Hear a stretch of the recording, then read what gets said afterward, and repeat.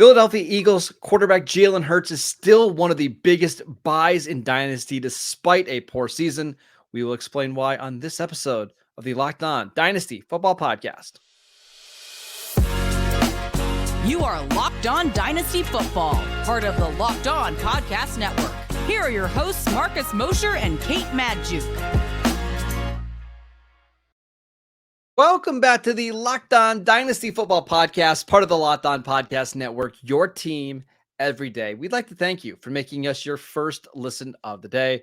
I am your host, Marcus Mosher. You can follow me on Twitter at Marcus_Mosher. Joining me today, as always, is Kate Madjuk. Follow her on Twitter at Kate Madjuk. Check out her work at Behind the Steel Curtain and Pro Football Focus. On today's show, we are recapping the 2023 season from the Philadelphia Eagles, talking about the biggest sells, the biggest guys that you should be buying in the offseason, who lost value, and so much more.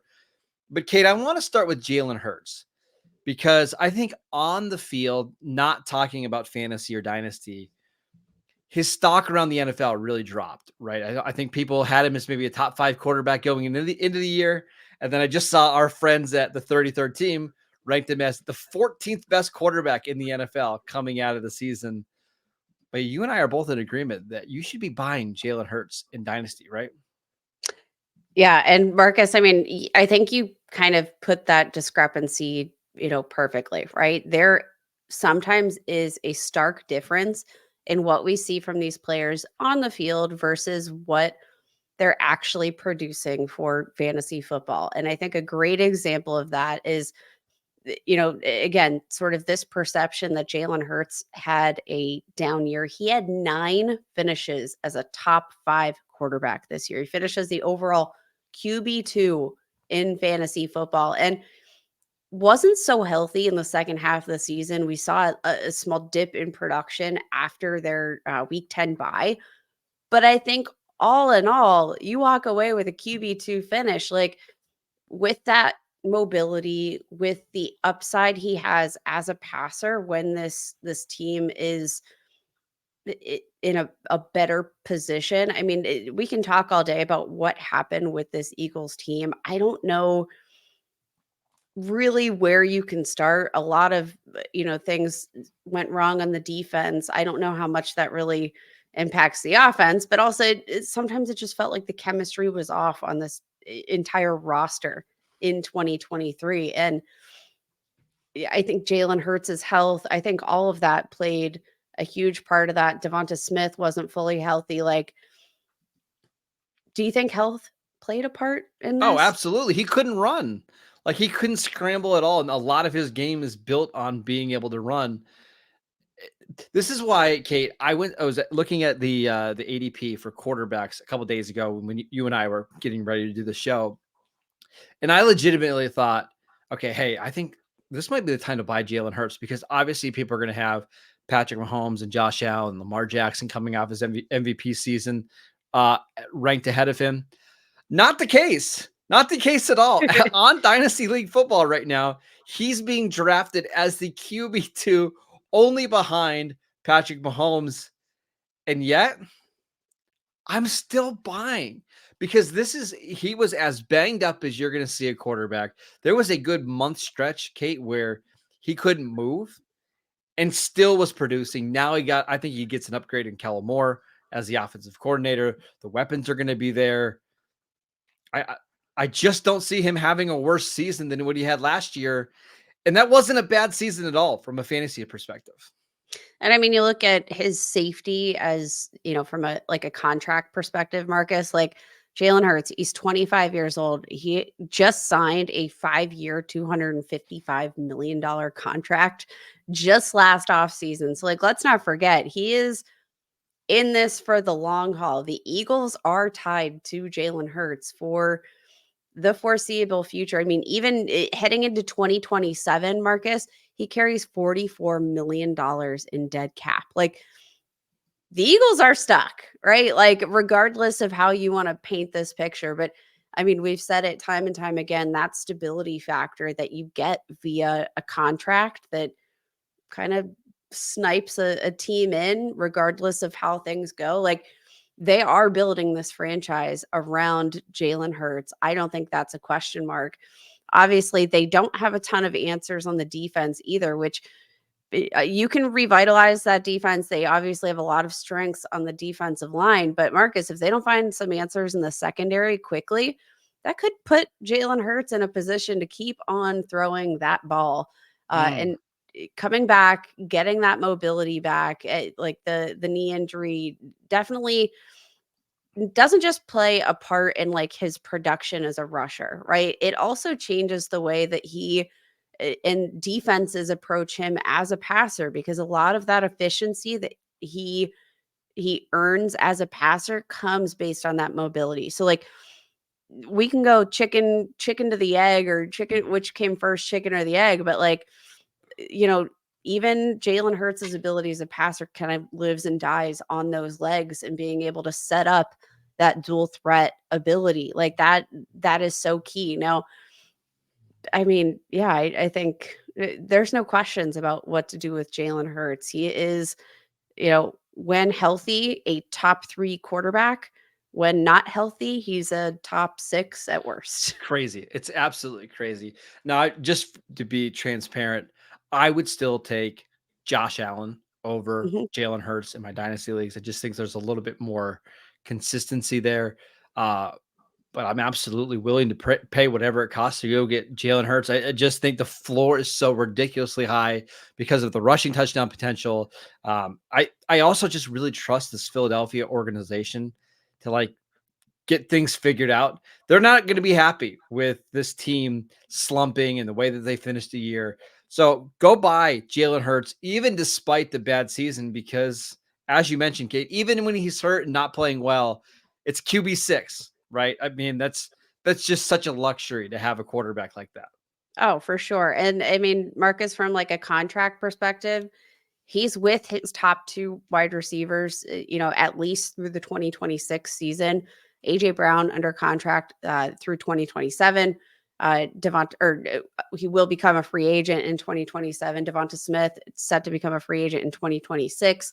TBD, obviously, that is a long way down the road. But if we're even looking at just value over the next 2 years, he's got his playmakers there. Yeah. So we discussed the player that we're going to try to buy this offseason is Jalen Hurts, but who is the one player that saw their stock increase the most with the Philadelphia Eagles during the 2023 season? We will get to him next. This episode is brought to you by DoorDash. What a football game that was on Sunday. But as usual, the commercial stole the show in my book. DoorDash went all out for game day, and they DoorDash stuff from all of the ads to one lucky winner: cars, snacks, even tax software. Somehow they pulled it off. I'm a little bummed that I didn't win, but I got to hand it to them. It was one heck of a delivery. DoorDash is the all-in-one app for your everyday needs, from restaurants to groceries to flowers and gifts. So the next time you're running low on dinner ideas, pet supplies, or just time, you can get so much more than you realize delivered whenever you're having a watch party, or if you're having people over, or if you're just having, you and your spouse watching a show together. Get it all delivered with DoorDash. Football season might be over, but we're in the thick of basketball season, the school year, and winter. I can think of a million reasons daily to order DoorDash. Hop on the app and make your day just a little bit easier. Get dinner for tonight, groceries for the week, or a consolation prize for your sad friends in San Francisco, all on DoorDash. DoorDash, your door to more. Head to the DoorDash app to get everything you need delivered. Welcome back to the Locked On Dynasty Football Podcast. We want to let you know that Locked On has launched the first ever national sports 24/7 streaming channel on YouTube. And now it's also available on Amazon Fire TV in the free Fire TV channels app. Locked On Sports Today is here for you 24/7, covering the top sports stories of the day with the local experts of Locked On, plus our national shows covering every league. Find Locked On Sports Today now available on the free Fire TV channels app. All right, Kate, who is the one player in your eyes that you believe gained the most dynasty value this season? I've got to give a shout out to my guy, DeAndre Swift, who might not be back with the Eagles. So maybe I had a little bit of a loophole here because he's heading free agency, just wrapped up his rookie contract. And Marcus, he did it with a bang. Did it absolutely with a bang. Had the best season of his career with the Philadelphia Eagles. Over 1,200 scrimmage yards, 6 touchdowns, had plenty of stolen goal line touches due to that tush push. I don't think there's anybody here, approaching free agency that maybe did more for their stock in free agency than DeAndre Swift did this season. I agree. I mean, he answered all of the questions. Remember when people were really excited about Rashad Penny signing with the Eagles and how he was going to be the featured back? You remember those Guilty. conversations? Yeah. By what? By week 3, Rashad Penny wasn't even part of the game plan at all. Like, completely took over this backfield. I know there were people out there that thought Kenny Gainwell could potentially eat into some of his touches. Didn't happen. DeAndre Swift looked absolutely amazing. Started to score some rushing touchdowns, even became a little bit involved as a receiver. Not only did he increase his dynasty value, I think he increased his value across the NFL. I think there's going to be a lot of teams this offseason in free agency, Kate, that look at DeAndre Swift and think, hey, prove that he could stay healthy, put him on a good team, and he's still one of the top 10, top 12 running backs in the league.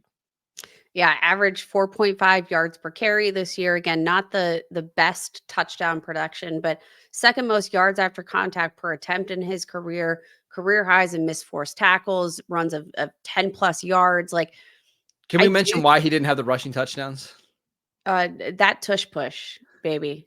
The tush push. And that's the thing. Like, if DeAndre Swift leaves and goes somewhere else, you got to imagine that he's just going to get a big bump in rushing touchdowns just because he's on a team that's not going to do the tush push anytime they get inside like the 30-yard line. They could try to do the tush push, but they probably wouldn't be No. successful. And now heading into free agency, I mean, Marcus, there are a ton of running back needy teams where DeAndre Swift could feasibly come in and immediately have an absolute workhorse role. I mean, take your pick: Ravens, Eagles. If he wants to return, that's fine, but I hope he doesn't. Texans, Titans, Vikings. Like, there are a million options for DeAndre Swift. Chargers. Like, take your pick. What do you think? What fit would be the best for DeAndre Swift in terms of seeing a massive jump in his dynasty value? Because Marcus, like, he's got a lot left in the tank. Obviously, one of our biggest gripes of his time with the Lions was that he didn't get to touch the ball enough. Part of that was, obviously health issues, but he looked healthy this year. So where do you hope to see he goes in order to, I don't know, maybe jump into the top 12 dynasty running backs? It's a good question. I think the Cowboys are a really interesting fit because I don't believe they're going to bring back Tony Pollard. I don't think they want to spend the maybe $8 to $10 million per year that's going to cost to get Tony Pollard. But maybe DeAndre Swift goes for 4.5 or 5 million. And it's just a way to still get a quality running back, but maybe pay half the price. I think that one makes a ton of sense. And then the Chargers is the other one that I'm looking at, Kate. Like, I don't think Austin Eckler is going to be back. But they've got to do something there. And I think pairing DeAndre Swift with Justin Herbert makes a lot of sense. Yeah, I talked about this fit of DeAndre Swift with the Chargers here. That's my favorite spot. And, a lot of that comes back to looking at what the Chargers did with Jim Harbaugh and Greg Roman all those years before back in San Francisco. It was a run-heavy offense, and I do think that that could be a really interesting fit. Obviously, lots of running back vacated targets. We know Justin Herbert also is not shy from targeting the running back position in the passing game. They've got questions at wide receiver. Maybe this is their pivot to being a run-heavy team. Talked about this a lot on our Mailbag with Matt episode here on Wednesday. So if you missed it, go back and check that out. That's my favorite fit personally. And I do think that this is an interesting time where you could probably go out and target DeAndre Swift in the trade just because of the fact that obviously there are a million different landing spots, as we alluded to here, where DeAndre Swift could sign. There are a lot of teams in the market for a running back. There's a lot of uncertainty when it comes to running back free agency paired with the draft where there's not really a top guy. Like, the range of outcomes here for the running back market in 2024 are so wide that I do think it's going to suppress the value of all of these free I agents agree. in Dynasty because of those uncertainties. DeAndre Swift has had quite the wild career in dynasty leagues. October 2021, excuse me, 3.5 was his ADP. And then even going into September 2022, a year later, 6.83 dropped a little bit. Kate, going into the season this year, 81.5 in your dynasty league. So you're talking about basically a 70 spot drop. And now it was up as high as 45 during the season in November. Now it's down to 63. Overall, his value is still up. I think people are just waiting to see where he lands before they shoot him back up in their dynasty ranks. For sure. All right, let's talk about somebody who saw the biggest decrease in their fantasy value this week or this year. There was actually several from this Eagles team as they faded down the stretch. But should you be buying or selling this player this offseason? We will get to that next. This episode is brought to you by Nissan. Are you the kind of driver that likes to push things a little bit further? Ever wondered what adventure could be around the next corner? Our friends at Nissan have a lineup of SUVs with the capabilities to take your adventure to the next level. That includes the 2024 Nissan Rogue. It's perfect for city drives and great escapes. Class exclusive Google built-in is your always updating assistant to call on for almost anything. Gone are the days of connecting your phone.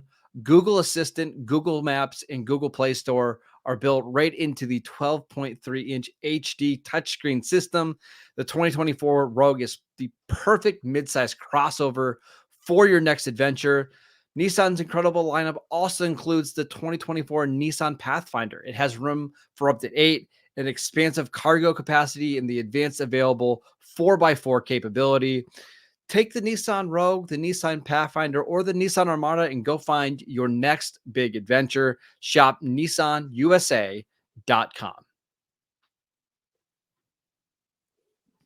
Welcome back to the Locked On Dynasty Football Podcast. On today's show, we are breaking down this Eagles team from the 2023 season. Faded down the stretch quite a bit, but still a very good team. But one player that just did not have a great fantasy season was Dallas Goedert. He struggled with an injury. He broke his elbow, his forearm, came back. I don't know, man. This one's tough because this was somebody who was routinely being drafted as a top 6 tight end at one point this year. And now he's seen his value drop all the way down to tight end 11. Yeah, very interesting year for Dallas Goedert. Actually managed a career high 87 targets this year, despite the fact that, dealing with that forearm injury, missed some time. Averaged a career low 9.7 yards per reception. Had 613 receiving yards, 4 touchdowns. I think the biggest issue with Dallas Goedert in 2024 or 2023 was that efficiency. Posted a career low 1.3 yards per route run. Saw a dip in yards after the catch per reception, contested catch rate, passer rating when targeted. It really was the efficiency that took a big hit, which, interesting. We saw, an increase in his usage out of the slot, but didn't necessarily pay those dividends that maybe we would have hoped. He's 29 years old. He's never had more than 5 touchdowns in a season. I love Dallas Goedert. I think he's one of just the best and just most solid receiving tight ends in the league. But he's aging. I think we've seen maybe to this point that the ceiling, I don't think, is ever really going to pay out for Dallas Goedert, at least not in any consistent way. What are we doing with Dallas Goedert? Nothing. I mean, you're not buying him. You're probably not selling him because you're not getting enough in a trade. I think he's just going to be kind of stuck in that purgatory of like not an elite tight end, but not a bad tight end either. He's somebody that you have to roster, but you don't feel great about starting him any single week because not a lot of touchdown potential there because of Jalen Hurts rushing for every touchdown, because there's two really good receivers on the outside. I feel like you're just waiting for somebody to leave on this offense, whether it's AJ Brown or Devontae Smith, because as the third banana on a team that just does not throw the ball a lot in the red zone, what are we doing here? Yeah, I mean, you look at his production on a per game basis. Again, obviously missed those. I think it was 3 weeks. It was 3 weeks with that broken forearm. Ranked 12th in fantasy points per game. And Marcus, let me tell you, the razor of margin of production between Dallas Goedert and a guy like Darren Waller this year, who I think by all accounts everybody would say had the worst possible Dreadful season we year. could have Yeah. imagined. The margin between them is razor thin in terms of production this year. And I mean, Darren Waller, again, for all the heat we want to give him, average more receiving yards per game than Dallas Goedert, more yards per reception, more targets per game. Like, and that's just to put it into perspective, just how disappointing this year was for Dallas Goedert, because I think if you swapped the names on those two guys, it's an interesting dynamic. Now, I do think you're right. I think Dallas Goedert is probably in a position where he's just kind of in a holding pattern, right? But maybe heading into 2024, we see some upticks in those efficiency metrics, right? And maybe that will open up a sell window for dynasty managers looking to move on.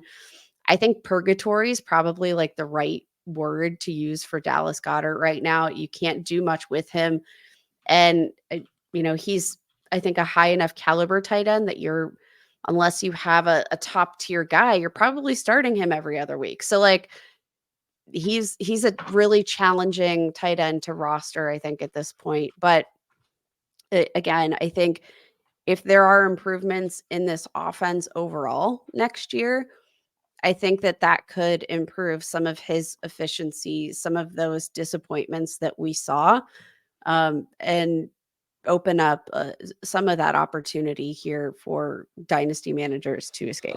I will say, I think the addition of Kellen Moore as the offensive coordinator is going to help Dallas Goedert a little bit. We saw what he did in Dallas with Dalton Schultz, and even before that with like Blake Jarwin and Jason Witten. I do think that's going to help him a little bit. Maybe just get an extra target or two per game. And sometimes that's the difference between being tight end 12 and being tight end 7, right? It's just that one more target. So I do think that helps, but you mentioned the age, like he's 29. I know that's not ancient for a tight end, but we kind of know what he is at this point. Like, I don't think he's all of a sudden going to blossom into the tight end 2 or 3 in Dynasty. That's why, Kate, I would much rather gamble on some of the tight ends that are being drafted below him, like Jake Ferguson, who we mentioned on yesterday's show. I would rather take a shot on like Michael Mayer, who's being drafted as tight end 18. And if you want to even go down a little bit further, guys like Cade Otton or maybe Noah Gray. I'm not saying I would take Dallas Goedert over those guys, but I think I'm more interested in trying to acquire those players rather than Dallas Goedert. Yeah, again, I think it's not to say that what Dallas Goedert isn't useful in its own way, but I think everybody knows that finding an edge at the tight end position can be a league breaker. That can be the difference between you winning or losing your leagues. And I think, again, we know exactly what the ceiling is for Dallas Goedert, and I don't think it's inside the top 5. So yeah, at this point in his career, I'd love to find a window where I can move on, and I wish him all the best. What a nice way to say that you don't like Dallas Goedert. I'm the same way. It's fine. All right. That is it for today's show. We want to thank you for making Locked On Dynasty your first listen every single day. Again, go check out the channel on YouTube. We post videos every single day over there. Go download the podcast wherever you get your podcasts. We are free and available on all platforms. Follow Kate on Twitter at Kate Majuk. I'm at Marcus_Mosier, and we will see you right back here on Monday. Enjoy your first Sunday without football, everybody.